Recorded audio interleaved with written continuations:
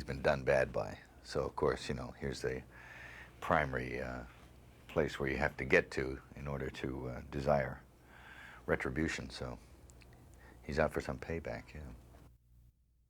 He just wants what's his. You know, he's going back for it, and he's going to do it hell or high water. I mean, it's kind of a perverted principle in a way. It's a perverse set of morals, misguided. His code is, I think, just, you know, be true to yourself kind of thing. I mean what you say and say what you mean and do it. And he's not,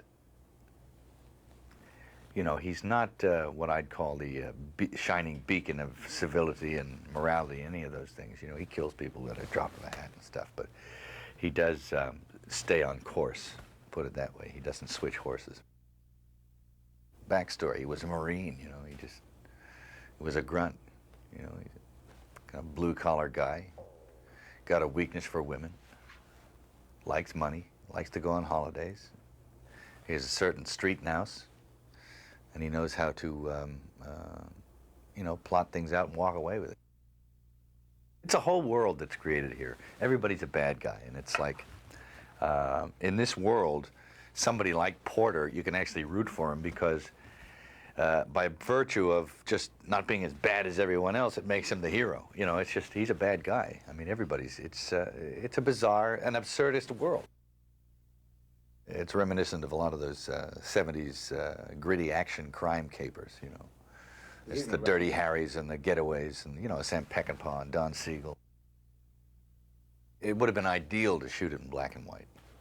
Scratchy 16mm black and white, really dirty. But you can't do that and sell it. People want a color image. So what we did was to, you know, the way that the film was shot was done with a bleach bypass process. So it's still in color, but it's got these sort of noir tones, which is nice. Gives a lot of grittiness and character and stuff. There's Maria Bello, of course, you know, and there's Greg Henry, who's, you know, insane and funny and sick. And there's Lucy Liu, of course, who looks great in leather dominatrix outfit, and also provides a lot of laughs. I mean, she's very funny. So, you know, it was well cast. You know, there's some very talented people involved, and they knew what their job was, and that was not to take themselves too seriously here at all. The character I play, her name is Rosie. She is a woman from Porter's past, and some crazy things happen in his life, and he ends up coming back to town to seek some sort of vengeance. And I'm the only person he can really trust and hook up with to carry out this bit of a mission that he's on. Porter's looking for justice. He just wants things to be even and equal, and all the odds are straight so he can go on with his life. I help Porter find the outfit, the hotel, Val Resnick, the whole 9 yards. But I think more than that, Rosie really helps Porter to see his humanness again, because she knows that side of him. She's the only one. I play Pearl in the film, and her relationship to everyone else is that she basically dominates everyone else. That's her kind of trajectory in life. And her relationship to Mel is that she plays Greg Henry's girlfriend, and Greg Henry is basically Mel's arch enemy in the film, kind of the villain in the film, and so she's kind of the villainess in the film. Especially for Pearl, her character can be seen as being over the top, you know, because she has extreme behavioral patterns, let's just say.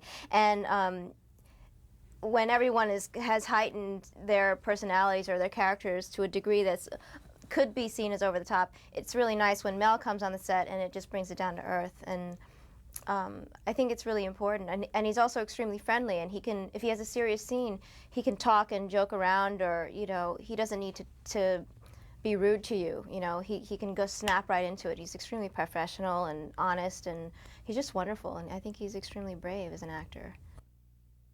Of course, when I first met him was on the set in Chicago, I think the day I started working, and he was so warm and open and friendly and funny and charismatic that it made it so much easier for me to just mesh in, you know. And a lot of my scenes are with him and also with Greg, and I just had such a blast on it. I felt really lucky to have, you know, the scenes with him because it just made it so much more fun.